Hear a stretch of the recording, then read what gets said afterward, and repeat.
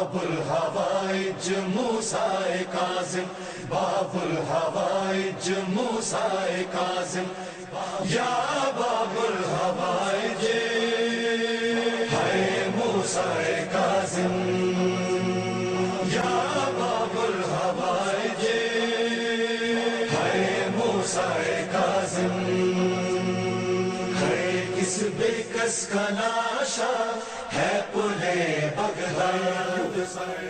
ایک دو واقعات میں چھوٹے چھوٹے آپ کی خدمت میں عرض کرتا ہوں۔ امام علیہ الصلوۃ والسلام کی توہین کرنے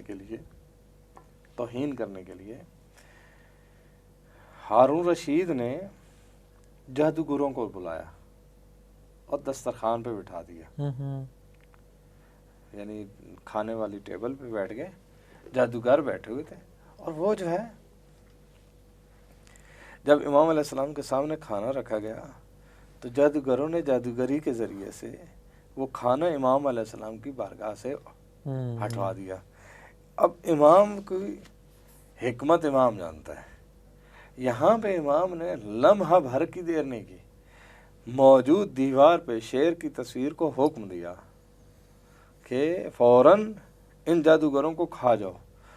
تو شیر حکم امام کے تابع تھے، انہوں نے فقط جادوگروں کو کھایا اور کسی کو کچھ گزند نہیں پہنچائی۔ یعنی اس واقعہ میں ہر چیز سمجھنے والی ہے، یعنی امام کی حکم کو بھی سمجھتی بھی تھی تصویر، ارادہ کن کو، ولایت تکوینی ارادہ کن کو سمجھتی بھی تھی، فیکون جو تھا وہ ارادہ کن کو سمجھتا تھا کہ ارادہ کن والا مجھ سے صرف جادوگروں کو ہڑپ کرنا چاہتا ہے اور کسی کو گزند پہنچانا نہیں چاہتا۔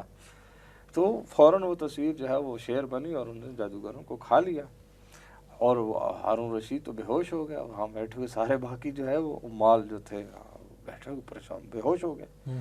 جب ہوش میں ہے تو ہارون جو ہے تڑپ کے دیکھتا ہے تو وہ تصویر بنی کھڑی ہے۔ امام علیہ الصلوۃ والسلام سے کہنے لگا کہ آپ مہربانی کریں اس تصویر کو کہیں کہ یہ بندے واپس دے دیں۔ امام علیہ السلام نے مسکرا کے فرمایا کہ اگر عصائے موسیٰ نے سبحان اللہ وہ جادو کے سانپ واپس کر دی ہوتے تو ہم بھی یہ واپس کروا دیتے۔ باب الحوائج موسیٰ کاظم، باب الحوائج موسیٰ کاظم، یا باب الحوائج ہے موسیٰ کاظم، یا باب الحوائج ہے موسیٰ کاظم، ہے کس بے کس کا لاشا ہے پلے بغداد۔